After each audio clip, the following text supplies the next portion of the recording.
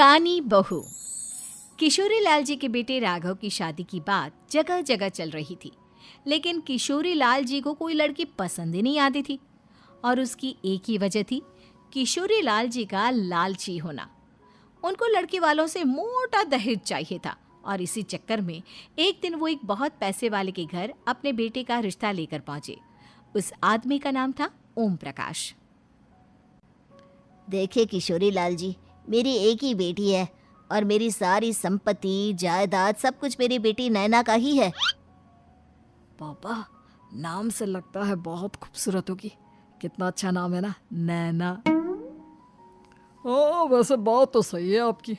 अब इतना पैसा है, जमीन जायदाद है, इकलौती बेटी, आप भी क्या करेंगे? सब कुछ उसे ही देंगे ना। बिल्कुल ठीक पहचाना आपने। बस बेटी की शादी और सारी जायदाद उसके नाम। पापा, बिना देखे हाँ कर दीजिए ना। इतना अच्छा रिश्ता फिर कहाँ मिलेगा? माला माल हो जाएंगे हम। मैं अपनी बेटी को बुलाता हूँ। अरे नहीं नहीं नहीं नहीं, आपकी बेटी का नाम नैना है, सुनकर ही लगता है बहुत सुंदर होगी।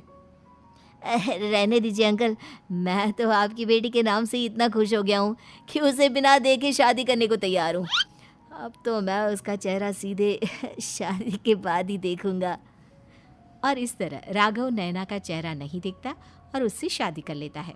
शादी के बाद अपनी सुहाग रात पर जब राघव नैना का घूंघट उठाकर देखता है तो नैना की आंखें बंद थी। कितने खूबसूरत हो तुम नैना, जरा अपनी आंखें खोलकर मेरी तरफ देखो तो सही। नहीं, मुझे शर्म आती है। अरे, मैंने तुम्हें शादी से पहले भी नहीं देखा, और अब अगर तुम आंखें खोलकर मुझे देखोगी भी नहीं तो मुझे अच्छा कैसे लगेगा?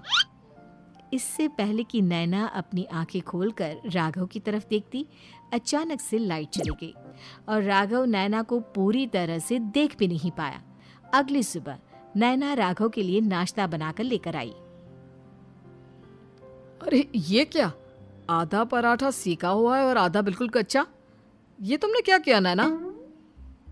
बहू, तुमने क्या आधा पराठा तवे से नीचे लटका कर रखा था, जो आधा सिका है और आधा कच्चा? मुझे जितना दिखेगा उतना ही तो सीखूंगी ना पापा जी। जहाँ जहाँ मुझे नजर आ रहा था वहाँ मैंने सीख लिया, जहाँ जहाँ नहीं दिखा वहाँ कच्चा रह गया होगा। इसका क्या मतलब है? ये कैसा मजाक कर रही है तुम? अरे बहू, तुमने इतना लंबा घूंघट क्यों लगाया हुआ है? देखो, हमारे घर में बहुओं को बेटी की तरह रखा जाता है, और फिर तुम तो इतना सारा माल लेकर आई हो। देखो, ये घूंघट डालकर रखने की कोई ज़रूरत नहीं है। हाँ नैना, पापा जी ठीक कह रहे हैं, तुम तो आराम से रहो, अपना ही घर समझो। नैना अचानक से अपना घूंघट उठा लेती है। अरे ये क्या पापा, नैना की तो एक आंख फूटी हुई है। नाम से नैना, लेकिन ये तो कानी बहू निकली। मेरे साथ धोखा हुआ है, धोखा। बिना दिखाए अपनी कानी लड़की मेरे संग ब्याह दी। मुझे कानी बीवी नहीं चाहिए। मुझे अभी ओम प्रकाश जी से बात करनी पड़ेगी। आखिर उन्होंने मेरे साथ ऐसा किया क्यों? अरे, आप लोगों ने ही तो पापा से कहा था कि आप लोग शादी से पहले मुझे देखना नहीं चाहते। अब मेरे पापा पर क्यों इल्जाम लगा रहे हैं? अरे लेकिन उन्हें बताना तो चाहिए था ना कि तुम कानी हो, एक आंख से तुम्हें दिखाई नहीं देता। किशोरी लाल और राघव नाराज होकर ओम प्रकाश को अपने घर बुलाते हैं। पापा जी, ये आपने क्या किया? शादी से पहले बताया क्यों नहीं कि नैना की आंखों में परेशानी है? अरे, आप ही ने तो लड़की देखने से मना कर दिया था। और लेकिन आप बता तो सकते थे। आपको तो हमारी बेटी की प्रॉपर्टी चाहिए थी, वो भी पूरी की पूरी। अब क्या हुआ अगर उसे आधा दिखाई देता है? प्रॉपर्टी तो आपको पूरी मिल गई ना। अरे ये क्या बात हुई? मेरी शादी प्रॉपर्टी से नहीं, आपकी बेटी से हुई है। अब ये तो पहले सोचना चाहिए था। तब तो मेरी प्रॉपर्टी देखकर तुम्हारी जुबान लप लपा रही थी। लेकिन मैं कानी लड़की को अपनी बीवी बनाकर नहीं रख सकता। पापा, कुछ करिए ना आप। हाँ, करता हूँ। देखिए ओम प्रकाश जी, आप हमारे साथ ऐसा नहीं कर सकते। और तुम देखो, अगर तुमने मेरी बेटी से शादी तोड़ी ना, तो जो भी प्रॉपर्टी मैंने तुम्हें दी है वो तो पूरी की पूरी वापस ले ही लूँगा, और आधी प्रॉपर्टी तुम्हारी भी लूँगा। अरे मेरी आधी प्रॉपर्टी भला क्यों लेंगे आप? इसलिए क्योंकि मेरी बेटी को आधा नज़र आता है और उसकी नज़र अभी तक तुम्हारी आधी जायदाद पर ही पड़ी है। अब तुम उसे घर से निकालोगे तो कुछ तो लेकर जाएगी ना। और अगर हम आपकी बेटी को अपने घर की बहू बनाकर रखे तो? तो तुम्हारी पूरी प्रॉपर्टी तुम्हारी ही रहेगी, और जो मैंने तुम्हें दिया है ना, उसमें से बस मैं आधा लेकर जाऊंगा। अरे लेकिन अब आप अपनी दी हुई प्रॉपर्टी में से आधी वापस क्यों लेकर जाएंगे? अगर मैं आपकी बेटी को अपनी पत्नी बनाकर रखने को तैयार हूं तो? इसलिए ताकि भविष्य में अगर तुम मेरी बेटी को धोखा दो तो उसके पास कुछ तो रहे जो पति का हो। वैसे मेरे पास तो बहुत कुछ है, लेकिन अपने पति की कोई निशानी तो उसके पास होनी चाहिए ना। अब अगर तुमने मेरी बेटी को कहानी कहा तो तुम्हें प्रॉपर्टी भी कहानी ही मिलेगी, पूरी नहीं। जमाए राजा। किशोरी लाल और राघव समझ चुके थे कि वो बुरी तरह फंस चुके हैं और अब उनके पास वहां से निकलने का कोई चारा नहीं है। अब समझ में आया ना, लालच बुरी बला होती है।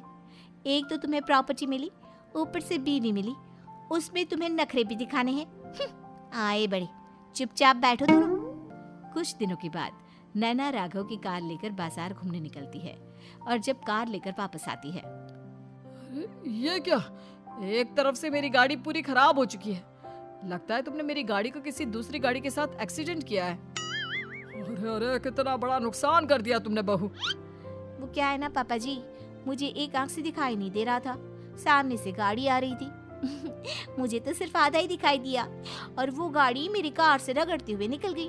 अब मैं क्या करूं बताओ? आप इसे ठीक कराने के पैसे कौन देगा? तुम्हारे पापा? तुमने मुझसे इस तरह से बात की? अभी रुको। नैना राघव की शिकायत ओम प्रकाश को कर देती है।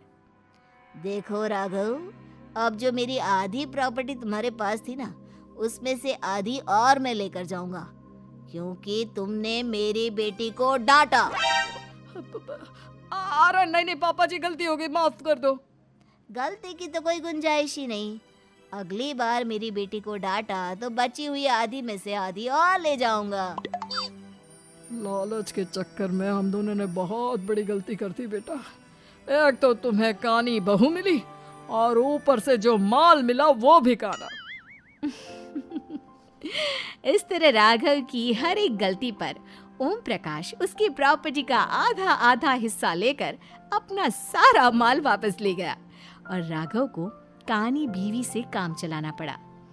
भाई लालच वाकई में बुरी बला है।